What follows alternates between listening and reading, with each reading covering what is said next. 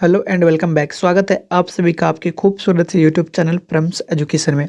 दोस्तों आज के इस वीडियो में लोग पढ़ेंगे क्लास 10th हिंदी के चैप्टर नंबर 4, जो कि हमारे यहाँ पे नाखून क्यों बढ़ते हैं, उसके मोस्ट वीवीआई ऑब्जेक्टिव क्वेश्चंस को। जी हाँ दोस्तों, आज के इस वीडियो में आपको इस चैप्टर से रिलेटेड उन सारे ऑब्जेक्टिव क्वेश्चंस को आपको बताएंगे जो कि बार बार आपके एग्जामिनेशन में यहाँ पे पूछे जाते हैं।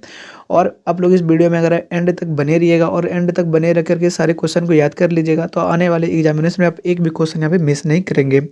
तो वीडियो को स्टार्ट करने से पहले वीडियो को एक लाइक जरूर कर दें। तो चलिए शुरू करते हैं। इसके ऑब्जेक्टिव क्वेश्चंस को स्टार्ट करने से पहले इनके हम ले जो नाखून क्यों बढ़ते हैं, इसके जो राइटर हैं यानी कि हजारी प्रसाद द्विवेदी, उनके बारे में कुछ जान लेते हैं। तो यहाँ पे आचार्य हजारी प्रसाद द्विवेदी के जब जन्म हुआ था यहाँ पे 1907 ईस्वी में हुआ था। आरत दुबे का छपरा जिला बलिया जो कि उत्तर प्रदेश में है, वहीं इनका जन्म हुआ था। और द्विवेदी जी का साहित्य कर्म भारतवर्ष के सांस्कृतिक इतिहास की रचनात्मक परिणत है। ये संस्कृत, प्राकृतिक, अपभ्रंश और यहाँ पे बंगाल आदि भाषाओं में अनेक साहित्य के साथ इतिहास, संस्कृत, धर्म, दर्शन और आधुनिक ज्ञान की व्यापक और गहनता से बैठकर उनका अगाध पंडित नवीन यहाँ पे मानवतावादी सर्जनता और आलोचनाओं की क्षमता लेकर प्रकट हुआ है। ठीक है, तो ये सभी इनकी यहाँ पे अब बात कर लेते हैं इनकी कुछ प्रमुख रचनाओं के बारे में। तो इनके द्वारा यहाँ पे अशोक के फूल, कल्पता, विचार और वीरतक, कूटज, विचार प्रवाह, आलोक पर्व, प्राचीन भारत के कलात्मक विनोद, यहाँ पे वान भट्ट की आत्मकथा, यहाँ पे वारु चंद्रलेख, पुनर्नवा, अनाम अनाबदास का पोथा, सुर साहित्य, कबीर, मध्यकालीन बोध का स्वरूप, नाथ संप्रदाय, कालिदास की लालित्य योजना, हिंदी साहित्य का आदिकाल, हिंदी साहित्य की भूमिका, हिंदी साहित्य, उद्भव और विकास, बहुत सारी यहाँ पे रचनाएं हैं। तो आप लोग इसको जरूर से ज़रूर पढ़िएगा। और हम बात करते हैं इनकी मृत्यु, तो यहाँ पे 1979 में इनकी यहाँ पे मृत्यु हो गई थी।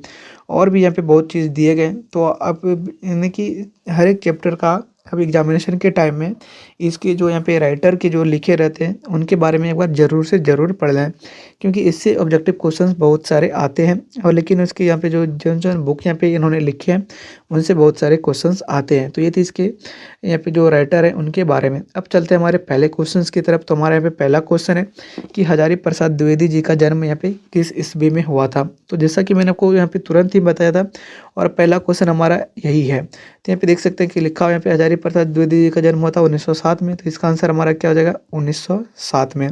तो इसीलिए आपको हम रिकमेंड किए कि आप लोग इसको जरूर से जरूर एक बार पढ़ें।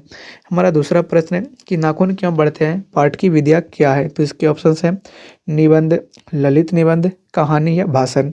तो नाखून क्यों बढ़ते हैं, इसकी जो यहाँ पे, तो ये जो हमारा नाखून क्यों बढ़ते हैं वो क्या है, एक ललित निबंध है। हमारा तीसरा प्रश्न है कि अशोक के फूल के लेखक कौन है। तो इसके ऑप्शंस हैं आचार्य हजारी प्रसाद द्विवेदी, मैक्स मुलर, टैगोर या अमरकांत। तो अशोक के फूल के जो लेखक हैं वो हमारा तीसरा का सही आंसर होगा यहाँ पे ए, आचार्य हजारी प्रसाद द्विवेदी। आप सब यहाँ पे देख सकते हैं कि यहाँ पे इसके जो यहाँ पे आपको बुक के नाम बताए थे कि वो कौन कौन से प्रमुख रचनाएं लिखे, उससे भी यहाँ पे क्वेश्चन पूछे जा रहे हैं। तो आप लोग जरूर से जरूर एक बार लेखक की पूरी जीवनी पढ़ करके जाए। हमारा चौथा प्रश्न है कि आचार्य हजारी प्रसाद द्विवेदी की कृति क्या है।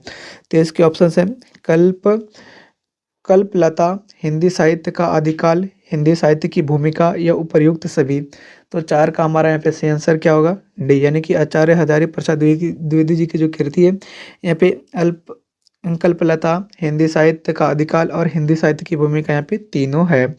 हमारा पांचवा प्रश्न है कि विश्व भारती पत्रिका का संपादन किया। तो इसके ऑप्शन हैं यतीन्द्र मिश्र, अमरकांत, आचार्य हजारी प्रसाद द्विवेदी और यतीन्द्र मिश्र फिर यहाँ पे ऑप्शन में आ गया। तो हमारा पाँच का पे से आंसर क्या हो जाएगा, पाँच का सी, यानी कि विश्व भारती पत्रिका का संपादन किसने किया था, हजारी प्रसाद द्विवेदी ने। हमारा छठा प्रश्न है कि आत्मकथा नामक प्रसिद्ध ग्रंथ लिखा है? तो इसके ऑप्शन है यहाँ पे आचार्य हजारी प्रसाद द्विवेदी ने, टैगोर ने, डॉक्टर संजय पंकज ने या रामविलास शर्मा ने। तो हमारा 6 का सही आंसर क्या हो जाएगा? ए, यानी कि आचार्य हजारी प्रसाद द्विवेदी ने। हमारा 7वां प्रश्न है कि लेखक ने किसने पूछा कि नाखून क्यों बढ़ते हैं? तो लेखक से किसने पूछा नाखून क्यों बढ़ते हैं? तो इसके ऑप्शन हैं लेखक की छोटी लड़की ने, लेखक के मित्र ने, लेखक के पड़ोसी ने, लेखक के शिष्य ने। तो हमारा 7 का हमारा सही आंसर क्या हो जाएगा?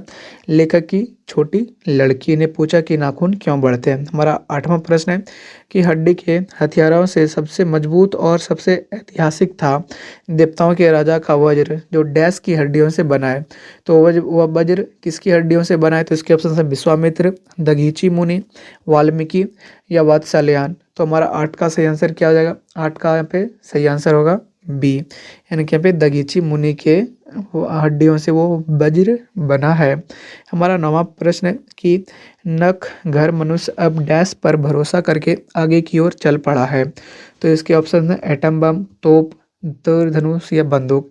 तो हमारा 9 का सही आंसर क्या हो जाएगा? Atom bomb. तो यहाँ पे सारे देश में देखते होंगे कि थोड़े से वार की भी कंडीशंस आती है, सारे देश एक दूसरे को यहाँ पे एटॉमिक बम वार की यहाँ पे धमकी दे डालती है। तो ये यहाँ पे कहा जा रहा है कि नख घर मनुष्य अब एटम बम पर भरोसा करके आगे की ओर चल पड़ा है। हमारा 10वां प्रश्न है कि अस्त्र बढ़ने की प्रवृत्ति मनुष्य की विरोधिनी है। उक्त वाक्य किस पाठ से उद्धत है? तो इसके ऑप्शन हैं भारत से हम क्या सीखे, शिक्षा और संस्कृति, श्रम विभाजन और जाति प्रथा, नाखून क्यों बढ़ते हैं। तो हमारा 10 का सही आंसर क्या हो जाएगा? डी, यानी कि नाखून क्यों बढ़ते हैं, उसी का ये यहाँ पे वाक्य है। हमारा 11वां प्रश्न है नाखून का इतिहास मिलता है। तो इसके ऑप्शंस हैं रामचरितमानस में, महाभारत में, कामसूत्र में या गीता में। तो नाखून का इतिहास कहाँ मिलता है? तो 11 का पे सही आंसर क्या हो जाएगा? सी, यानी कि कामसूत्र में। हमारा 12वां प्रश्न है कि लखनऊ विश्वविद्यालय में डी लिट की उपाधि दी गई। तो इसके ऑप्शन है अनामिका को, हजारी प्रसाद द्विवेदी को, भीमराव अंबेडकर को या गुनाकर मूले को। तो 12 का यहाँ पे सही आंसर क्या हो जाएगा? तो 12 का आंसर हो जाएगा बी, हजारी प्रसाद द्विवेदी को। हमारा 13वां प्रश्न है कि सब पुराने अच्छे नहीं होते और सब नए खराब नहीं होते, यह किसने कहा? तो इसके ऑप्शन है कालिदास ने, सूरदास ने, राम इकबाल सिंह राकेश ने या दिनकर ने। तो हमारा 13 का सही आंसर क्या हो जाएगा? ए, यानी कि कालिदास ने। हमारा 14वां प्रश्न है कि नाखून क्यों बढ़ते हैं, पाठ के लेखक कौन है? तो इसके ऑप्शंस हैं अशोक वाजपेयी, महात्मा गांधी, हजारी प्रसाद द्विवेदी या इनमें से कोई नहीं। तो नाखून क्यों बढ़ते हैं जो पाठ के लेखक हैं वो आचार्य हजारी प्रसाद द्विवेदी हैं। तो 14 का हमारा हो जाएगा सी। हमारा 15वां प्रश्न है कि हजारी प्रसाद द्विवेदी द्वारा लिखित कृति नहीं है। तो इसके ऑप्शंस हैं मेघ दुदुभी, पुनर्वा, कबीर या नाथ संप्रदाय। तो 15 का यहाँ पे सही आंसर हो जाएगा ए, यानी कि मेघ दुंदुभी। हमारा 16वां प्रश्न है कि हजारी प्रसाद द्विवेदी के अनुसार निर्लज्ज अपराधी कौन है? तो इसके ऑप्शन यहाँ पे छोटा लेवाज नेता या बेईमान वकील, नाखून या डकैत। तो हमारा 16 का यहाँ पे सही आंसर क्या हो जाएगा? नाखून। नाखून हजारी प्रसाद द्विवेदी के अनुसार निर्लज्ज अपराधी है, इसको हम लोग काटते भी हैं लेकिन ये फिर बढ़ जाता है। हमारा 17वां प्रश्न है कि मनुष्य का आदर्श नहीं बन सकती। तो इसके ऑप्शन है शेरनी, बाघिन, सांपनी या बंदरिया। तो हमारा 17 का फिर सही आंसर क्या हो जाएगा? बंदरिया। बंदरिया कभी मनुष्य का आदर्श बन ही नहीं सकती इस चैप्टर के अनुसार। हमारा 18वां प्रश्न है कि साजात वृत्ति कहते हैं। तो इसके ऑप्शन हैं अस्त्र संचय को, मोह को, अनाज स्मृतियों को या इनमें से कोई नहीं। तो यहाँ पे साजात वृत्तियाँ कहते हैं, किसको कहते हैं? तो 18 का हमारा सही आंसर क्या हो जाएगा? सी। यहाँ पे अनाज स्मृतियों को हम लोग साजात यहाँ पे वृत्तियाँ कहते हैं। तो दोस्तों आज के इस वीडियो में आपको बताया यहाँ पे जो हमारा चैप्टर है नाखून क्यों बढ़ते हैं उसके मोस्ट वीवीआई ऑब्जेक्टिव क्वेश्चन जो कि आपसे बार बार एग्जामिनेशन में यहाँ पे पूछे जाते हैं। तो अगर आप लोग इन सारे क्वेश्चन को यहाँ पे याद कर लीजिएगा और इसके जो लेखक है उनके बारे में पढ़ लीजिएगा तो इसमें जो जितने भी ऑब्जेक्टिव यहाँ पे आएगी आप एक भी ऑब्जेक्टिव क्वेश्चन को यहाँ पे मिस नहीं करेंगे। तो मिलेंगे आप लोगों से आगे इसी प्रकार के इन्फॉर्मेटिव और नॉलेजेबल वीडियो के साथ आगे। तब तक के लिए आप लोगों से विदा लेते हैं। जय हिंद।